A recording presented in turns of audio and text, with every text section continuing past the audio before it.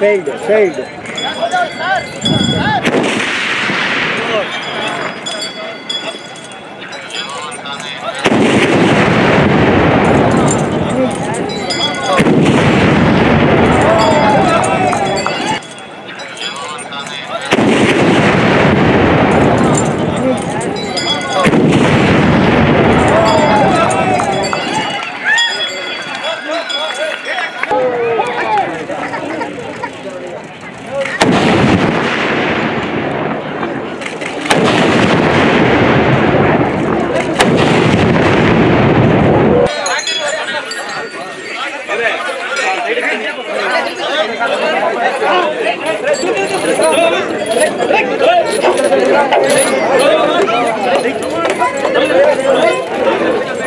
ಒಟ್ಟು 3 ಹಂತದ ತಾಲೀಮಲ್ಲಿ ಇದು 4ನೇ ಹಂತದ ತಾಲೀಮು ಇದು.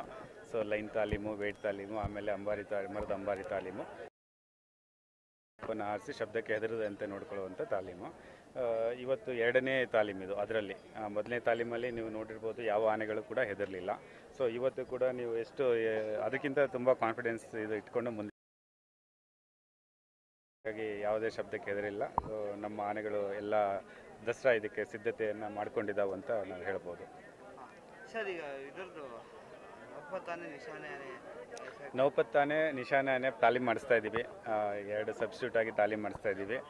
ಆದಷ್ಟು ಬೇಗ ನಿಮಗೆ ತಿಳಿಸ್ತೀವಿ. ಇರಲಿ, ಅದೊಂದು ಸಸ್ಪೆನ್ಸ್ ಅಟ್ಲೀಸ್ಟ್ ಇನ್ನೊಂದು 2-3 ದಿನ ಆದರೂ ಇರಲಿ. ಈಗ ಆಲ್ರೆಡಿ ನಾವು ಇದನ್ನು ಹೇಳಿದ್ದೀವಿ, ಶ್ರೀರಂಗಪಟ್ಟಣ ಆನೆದು ಹೇಳಿದ್ದೀವಿ, ಆಮೇಲೆ ಪಟ್ಟದ ಆನೆಗಳನ್ನು ಕೂಡ ನಾವು ಅನೌನ್ಸ್ ಮಾಡಿದ್ದೀವಿ.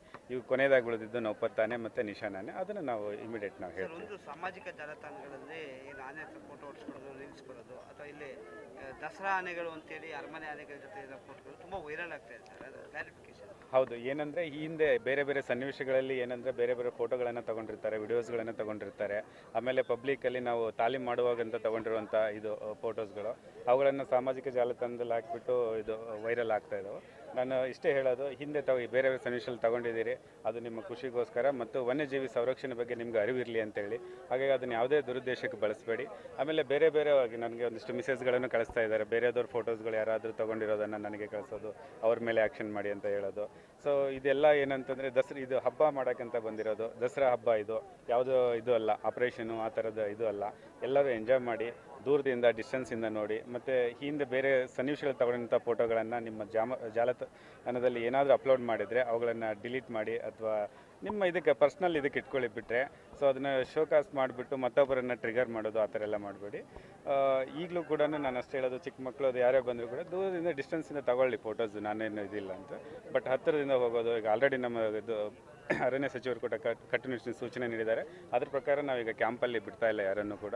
ಸೊ ಏನು ಸ್ಕೂಲ್ ಮಕ್ಕಳಿಗೆ ಎಜುಕೇಷನ್ಸ್ಗೆ ಏನಾದರೂ ನಾವು ಅದು ಕನ್ಸರ್ವೇಷನ್ಸ್ ಬಗ್ಗೆ ಇದು ಮಾಡಬೇಕಂತ ತುಂಬ ಲೆಟರ್ಗಳು ಬರ್ತಾ ಇದ್ದಾವೆ ನನಗೆ. ಅದ್ರ ಬಗ್ಗೆ ನಾನು ಮುಂದಿನ ದಿನದಲ್ಲಿ ಕ್ರಮ ಕೈಗೊಳ್ತೀನಿ. ಎಲ್ಲ ಆನೆಗಳ ಆರೋಗ್ಯ ತುಂಬ ಚೆನ್ನಾಗಿದೆ, ಯಾವುದೇ ತೊಂದರೆ ಇಲ್ಲ. ಇಲ್ಲ, ಇನ್ನೂ ನಾವು ರೆಕಾರ್ಡ್ ಮಾಡಿದ್ದು ನಮಗೆ ಇನ್ನೂ ಸಿಕ್ಕಿಲ್ಲ.